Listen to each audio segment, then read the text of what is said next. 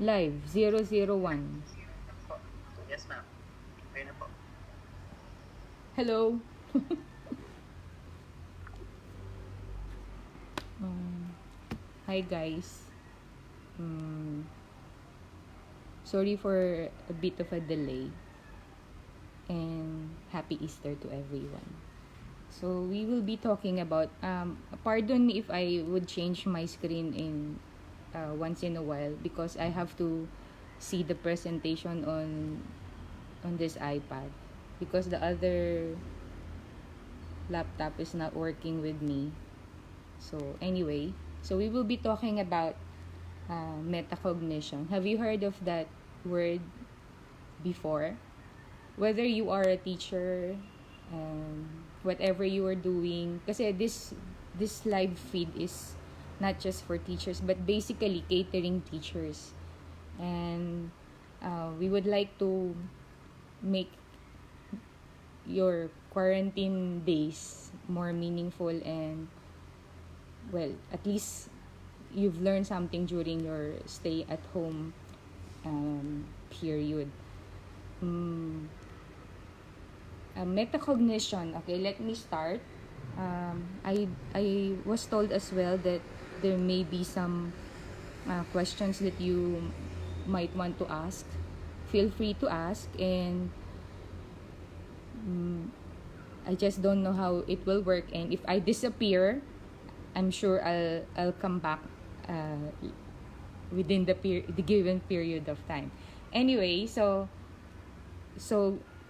I hope you had some reflective times during the past week, and now is first Monday of Easter, and I'm glad that I'll be sharing this up with you.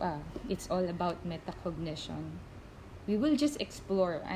This is no way of saying that I know all about metacognition, but just like you, I'm a learner myself. It so happened that I'm in the teaching field, but you guys can be somewhere else. Like you can do, you are probably doing digital marketing now, or content writing, or anywhere in the field, even if you are a frontliner who's having a break right now. Now it's nice to just have a little break from what we are going through, and it's all about metacognition. Some people say that it is thinking about thinking, and we know what we know that we don't know. Some sort of stuff that talked about or that probably tell you this is metacognition. But allow me to submit to you today that there are three words that you have to keep in mind when it comes to metacognition, and that is ART, and that's art. Okay, so art, 'di ba? Parang what can you say about art if can life exist without art?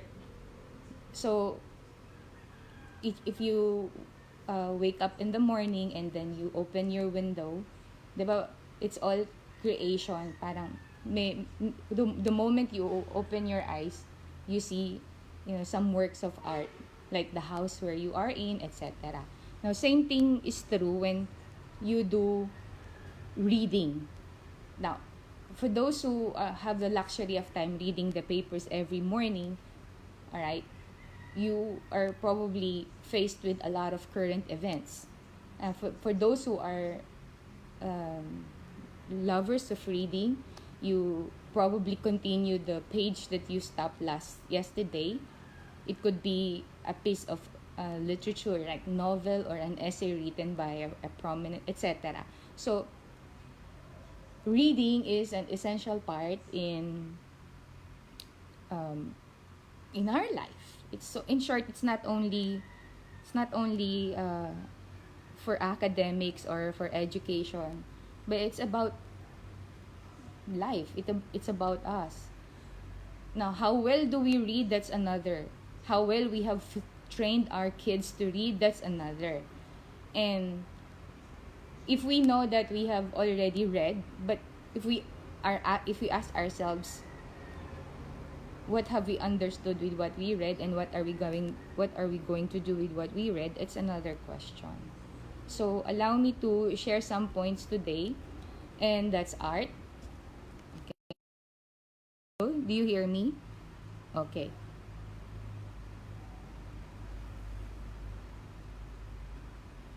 You're still there.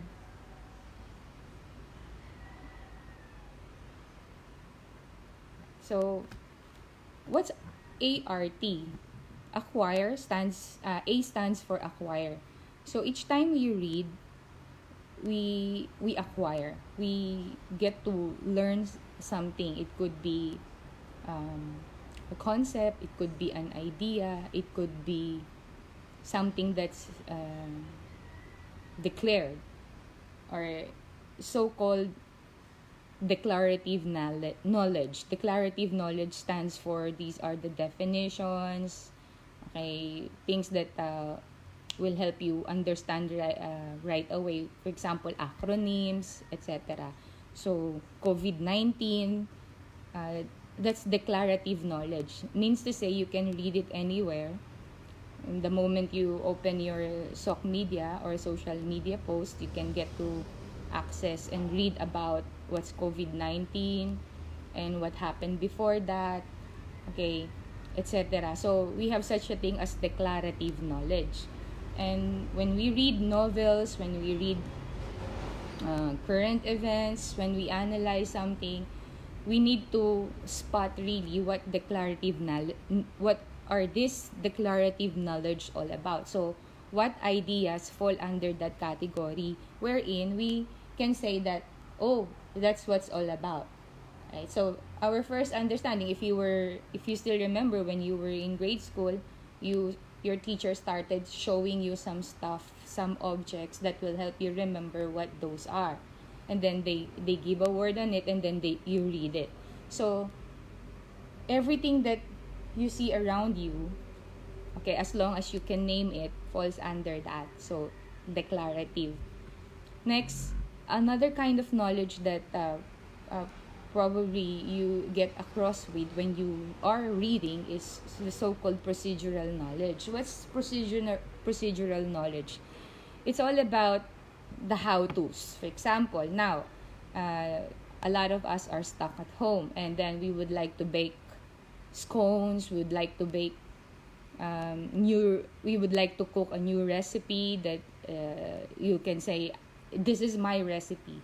Even if you are not a chef, and then you are a creative, you are artistic, and you would like to try new stuff, then that falls under procedural, because you're trying to do a step-by-step understanding of your end product, your output, your outcome. Some people are into coding, like me. I'm a preschooler in coding.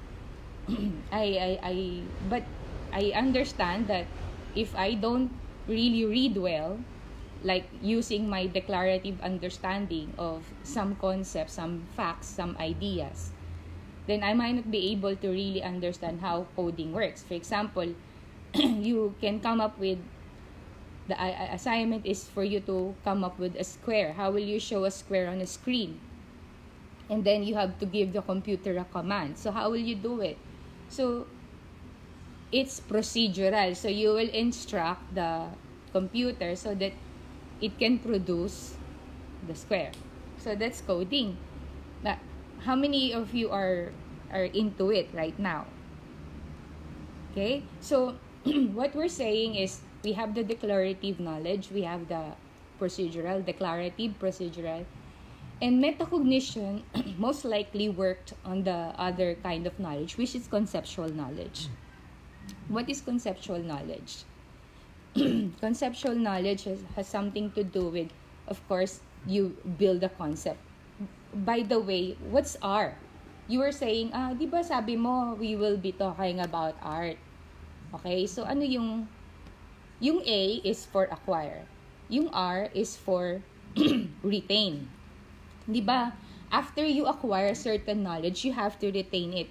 Yung sinasabi sa computer na easily accessible, kasi malaki yung memory, the memory is big, you can access it easily. Excuse me. So, yung conceptual knowledge is your ability to acquire, retain, and then come up with something.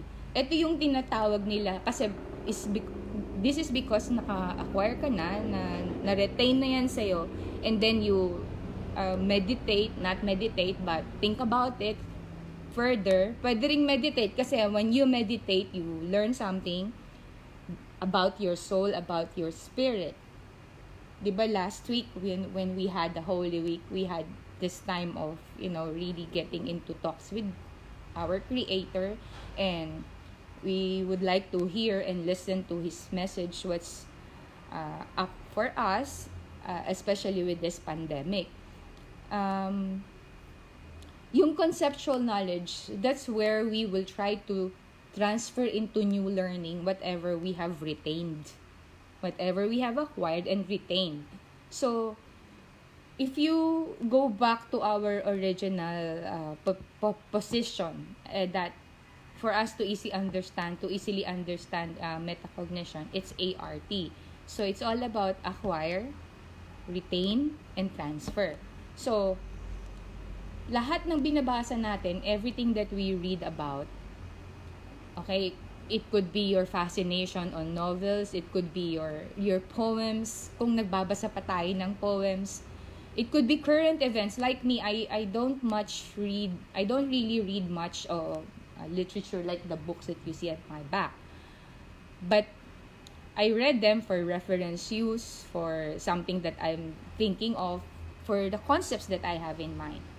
But leisurely, I wasn't trained to be really just reading books. Kasi hindi yun yung gusto ko. That's not my interest. So, basic point here is, para magkaroon ka ng conceptual knowledge is, get into the interest that you would like to pursue. Ngayon, ang question is, what's your interest? Do you want to learn a new language? Then, before you do that, before you can conceptualize something new about the language, then, you have to acquire first the basics, and then you have to retain it. You have to remember. Retention has something to do with remembrance or remembering. How can you remember if you haven't acquired? And how can we transfer this learning into something if we haven't acquired or retained anything? Di ba? So, ngayon, yung transfer, makakaroon lang yan ng buhay. It can only come up with something new when you have thought about it further. Nagkakaroon ka na ng conceptualization. Kung ano yung mga natutunan mo, whatever you've learned, whatever that is retained, and whatever your interest is, you can come up with something. Now, once na nagkaroon ka na ng transfer of learning, once you are able to apply whatever that was retained into something new, which becomes the conceptual knowledge, then that's how metacognition works. Hanggang hindi pa natin natatransfer, until the time we transfer whatever we learn into something else, into something new, what maybe something we can call our brainchild, or something that we can call, that's my idea. Yung metacognition still is in something that you still have to work on.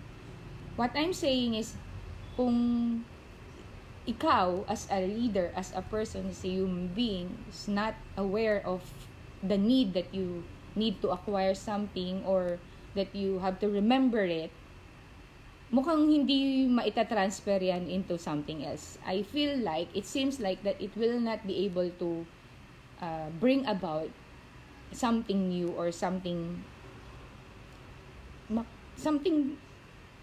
innovative, something creative that you can call your own. For me, the main idea, or the main goal, okay, for understanding metacognition is for us to be able to really bring about something with whatever that is known. Kung alam na yan, kung na-remember na yan, so anong gagawin mo dyan? That's it.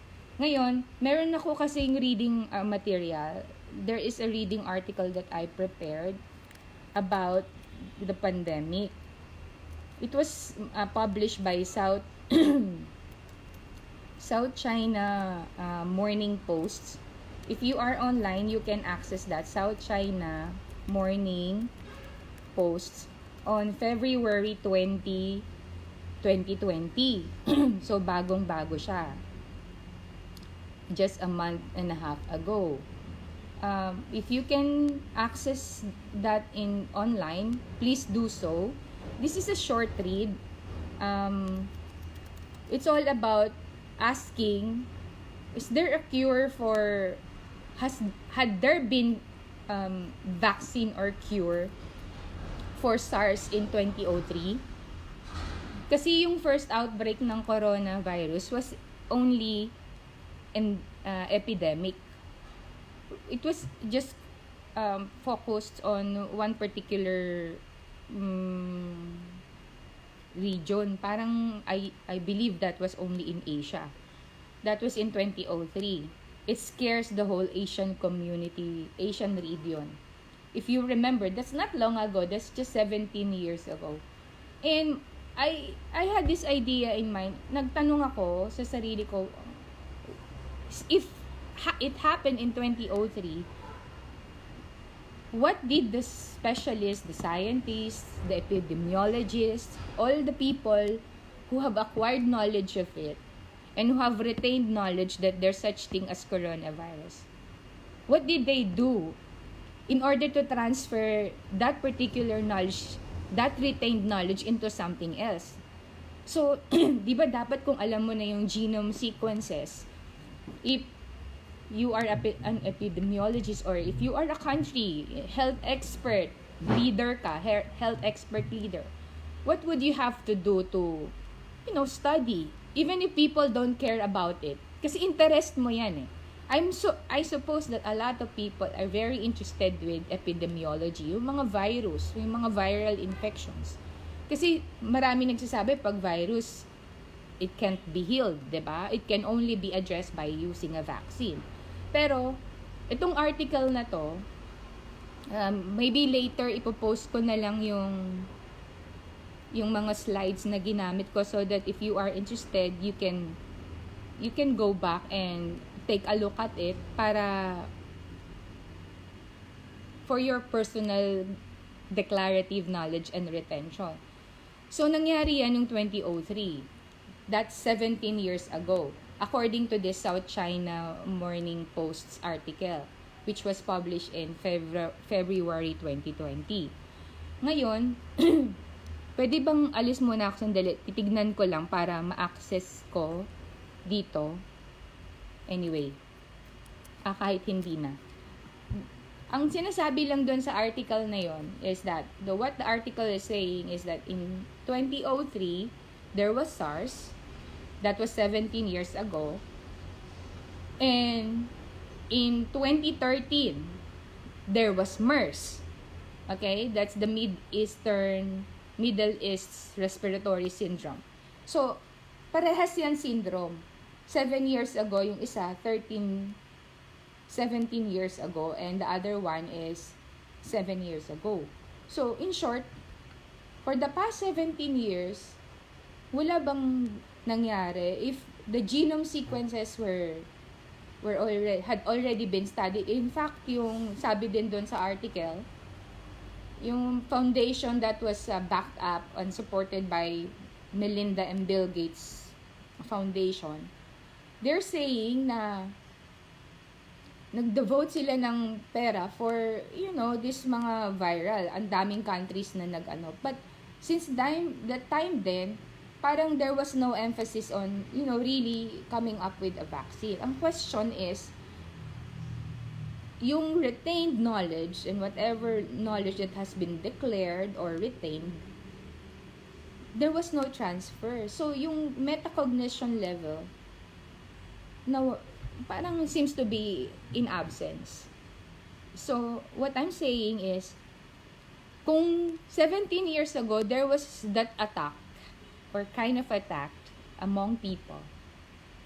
And if it so happened that leaders of the nation or countries in the world really took time in coming up with a vaccine in relation to addressing this kind of viral infections or virus attacked, then we could not have done this or we could not have gone through this.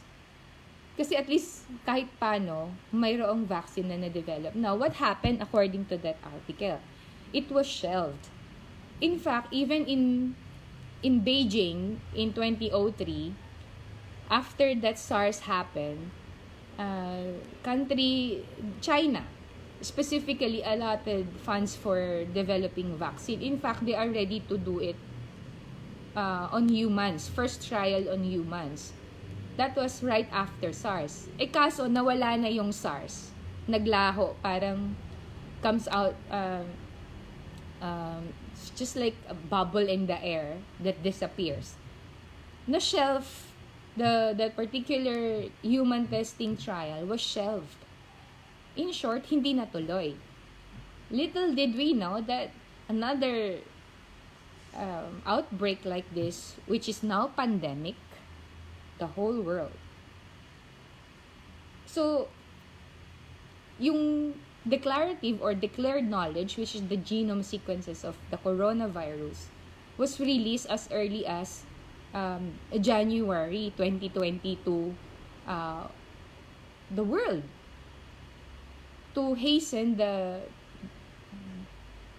development of the vaccine. So, tignan mo ngayon, the world is in a race of, coming up with a vaccine about that will address the virus. But healing it per se is yet in the air. Ibig sabihin, right now, ano ba talagang gamot sa virus? Parang sipon, dumarating, umaalis. Diba virus yung sipon? So, meron na ba talagang gamot? So, that's the question. But, when going back to metacognition, how do we see that our metacognitive abilities are at work? So, first off, check whatever we read. Diba ngayon, we are proliferated with a lot of fake news. Tapos, sometimes we become victims of forwarding it, etc. So, your metacognitive abilities can be tapped in terms of should I forward it, etc. So, yung fake news, there are ways by which you can really detect if the news is legit or not. Ang dami namang how-to's, procedural knowledge sa YouTube to check if the news that you are reading is legitimate or not. So, but question is, have we try to get some declarative knowledge from the procedural videos or from the videos that will help you understand if one particular news item is real or not. So, in short, yung acquisition or yung acquire and then retention, if we will not practice that in a regular basis, so parang we will always become victims of fake news. Matatakot ka, people will be afraid of something that's not really real. It's not really true. So, what for? Bakit ganon? Kasi, maybe we were not trained how to really get into the news that we are reading, di po ba? So, tandaan ninyo, we are in the 21st century. Let us remember and keep in mind, if there are some things that, that make you feel so frightened or make you feel so afraid, try to read something about it. And then there are ways by which you can really check if whatever you're reading is legitimate. May mga logos, may mga source that you can always double check. And don't always rely on one particular source. For example, Facebooker ka, if you are always on Facebook, or you are totally dependent on Google, there's no problem with that. But try to explore as well other source of information. Hindi lang naman sila, madami pa. That's something that's declarative. That's something that you have to acquire because there is a need. Then, So, if you are able to find some legitimate sources na talaga namang pinaniniwalaan mo at talaga namang legitimate, then time to retain knowledge that has something to do with your interest so that later on you can conceptualize. Okay ba yun? So, I don't know if I can answer, if you have, some questions here.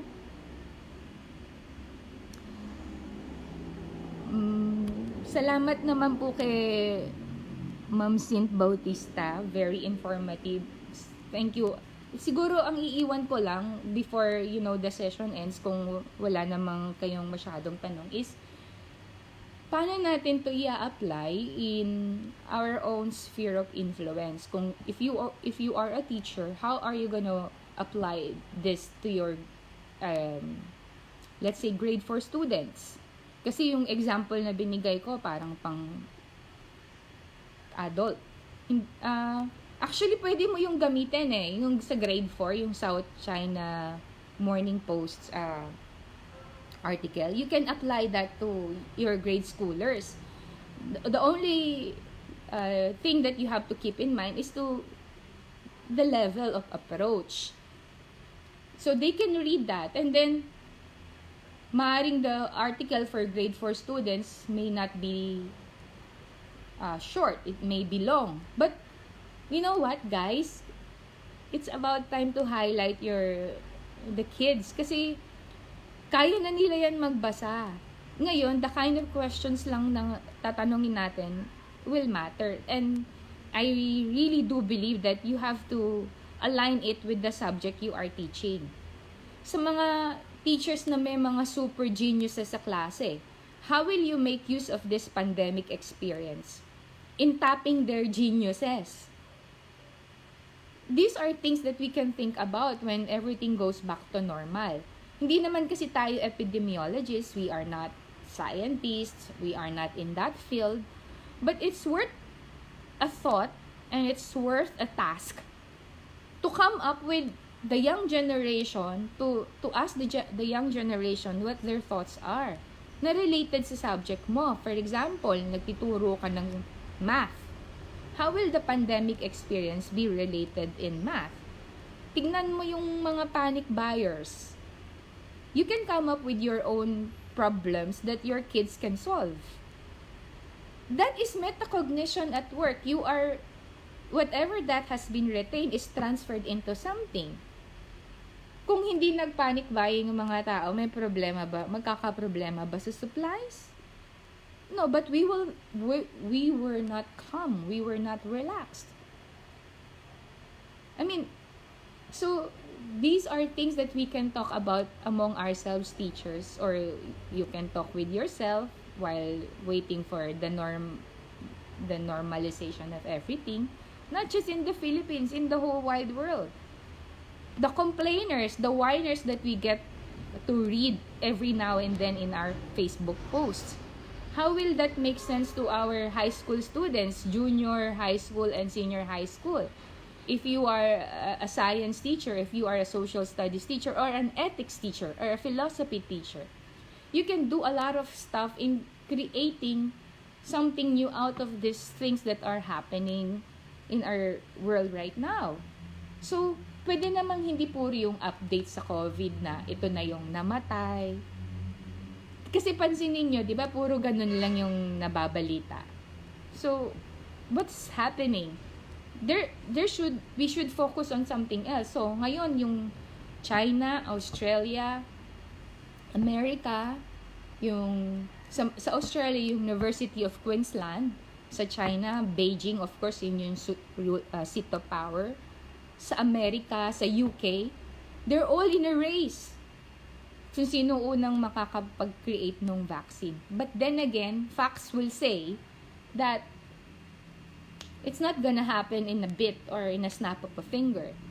Pero, while waiting, we can do something. Di po ba? Alright? So, allow me to, end with that. And let me just take a look at the questions that I have here. Okay, how could we know if the student's metacognition is working? How could we manifest it in class? Salamat, Jordan. Alright. For example, di ba how? Procedural. Ano yung binigay mo that you want them to do? Now, upon checking it, magbigay ka ng feedback, di ba?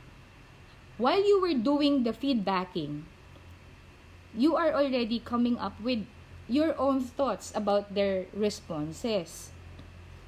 Pag nakita mo, nasatisfy ka, yung question mo, nasatisfy ng output nila or ng outcome nila or ng responses nila. That means to say, yung tinuro mo sa kanila, na-retain nila, and then they were able to transfer it into something else. Usually kasi, diba may performance task tayo? If you are thinking of, I don't know kasi, Jordan, if you are talking about grade schoolers, high school, or whatever. Usually sa college, at tertiary level, we teach them first concepts, tinatawag namin during lecture time.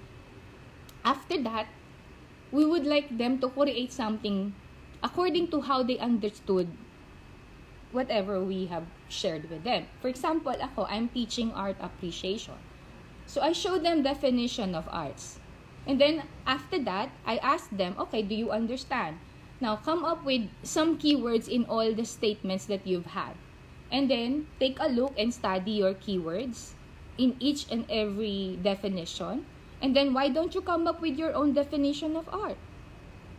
That, I believe, once they are able to come up with their own definition of art, that's their own. They can put their name there. Kasi sa kanila na yung definition, that's their understanding. Then, that means to say that knowledge has been transferred. So, hindi lang siya naiwan dito. Nagamit niya yan into something else. For example, nagturo rin ako ng contemporary world.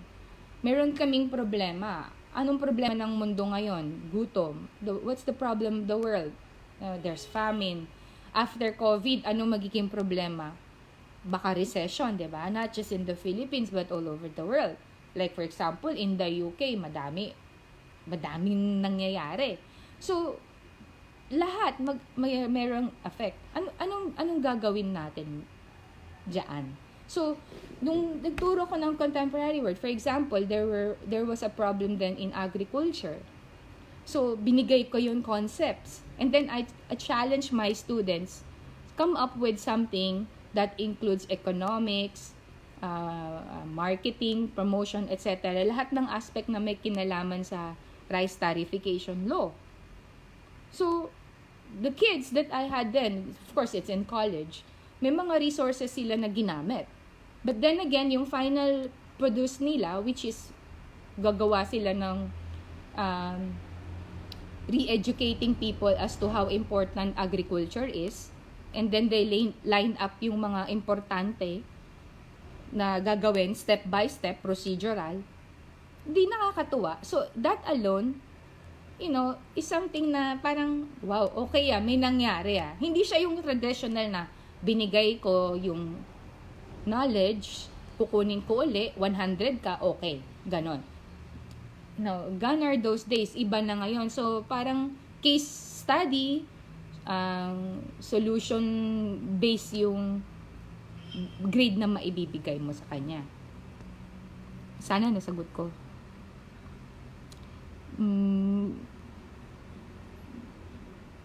Okay. Meron nagsabi dito na yung utilize yung critical thinking. I agree with that, no? Kasi ang maraming tao ngayon madaling mag-judge, madaling mag-dismiss kasi nga yung critical thinking nila is probably not at work. So, pag sinabi naman kasi natin critical thinking, we don't mean to criticize, diba? Kasi, pag critical thinking, we are trying to think about the way the article thinks, and then putting ourselves into someone else's shoes.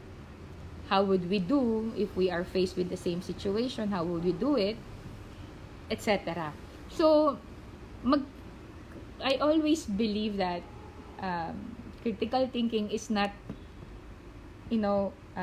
independent of the others. magkakarelasyon sila. So, pagka marunong magbasa yung isang tao, hindi lang siya basa ng basa, ma-acquire ng knowledge. Yung na-apply niya yon. Siguro maganda rin natin eksperimentohin yan among our kids. Miski na kung housewife, nandito ka sa bahay, how do you learn from your husband after being married for 30 years? Or kung matagal na kayo ng boss mo na magkatrabaho, let's say 20 years na, do you still learn anything from him? Or meron ka pa bang natututunan sa kanya? Something like that. Or yung mga millennials natin na halimbawa, they are no longer satisfied from one job and then they move to another. Meron ba kayong na-retain sa isip ninyo na experience nyo from your past employers to your employer now?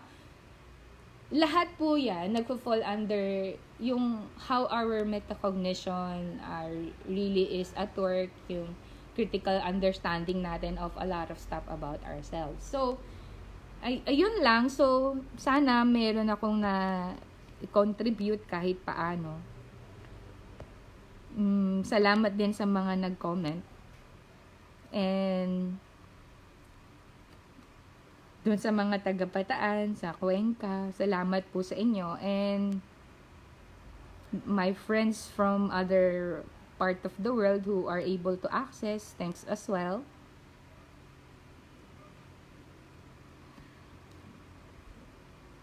Oo, no?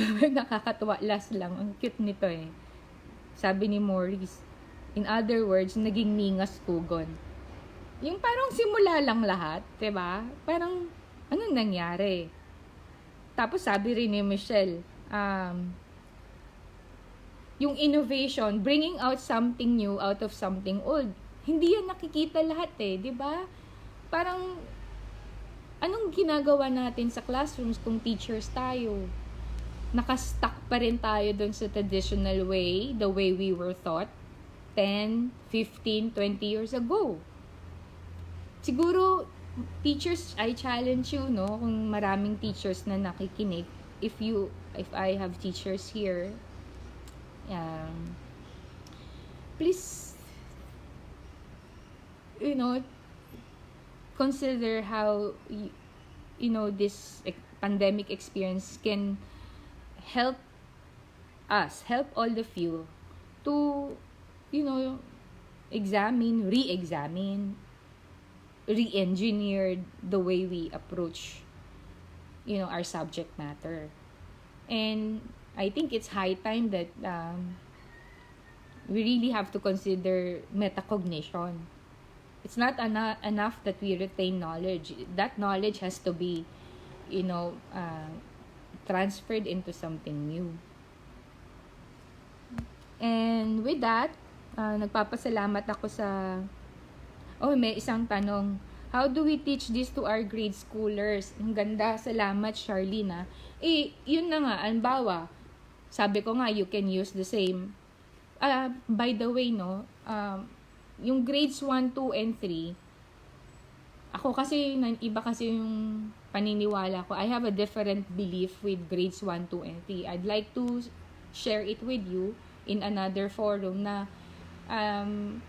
what I like to teach the graders, grades 1, 2, and 3, are more or less good study habits, developing good habits, solidifying their understanding of the basic. Hindi ko muna sila papoproblemahan ng mga higher level thinking order skills, no? So, I do suggest grade 4. So, we can start metacognition or applying metacognition in grade 4. Kasi, why? For me, ito na yung advanced elementary years. This is the time where, by this time, mga 8 years old, 9 years old na yung bata, you already can, they have had enough, a lot of inputs already. So, they can already conceptualize. So, pwede mo nang i-apply yan sa grade 4. You can use the same material, the one I will be uploading later, but the level of approach, the kind of questions you ask, and the kind of performance task that you would ask, require them to do should fit their level. Babaguhin mo na lang as a teacher kung ano yung kailangan nilang maging output, whatever the output will be. It's all up to how the teachers would throw questions, would phrase questions, and it's all about the output that you would like them to produce that fits their level. Yun yung answer ko. And kung may iba pa kayong questions, yung mga nagsasuggest like editorial cartoons, maybe use, napakagandang suggestion yan. You can do that, you can experiment. Kasi lahat tayo, we have the capacity to think about what's really good. Let's dwell on that. Let's think about what's really good for a lot of people. Siguro kung natuto tayo after this pandemic, napansin nyo, mas malinis yung environment, mas okay, mas naging homey kayo, mas naging close kayo sa pamilya nyo. Sana lang, huwag kayong nag-aaway. Alright? I think, isa yan sa mga magandang pangyayari na nag-iisip tayo habang naghihintay tayo na ma-normalize lahat yung situation. And with that, I like to thank Bival for giving us this opportunity. At least meron tayong ganitong pagkakaabalahan na really worthwhile. And for those who participated and who watched, super thank you. And we look forward to having you more. And please try to see who Bival is, what Bival does, and see for yourselves that this company is making sense. So, yun iiwan ko po sa inyo. Let's all try to make sense. Maraming salamat po.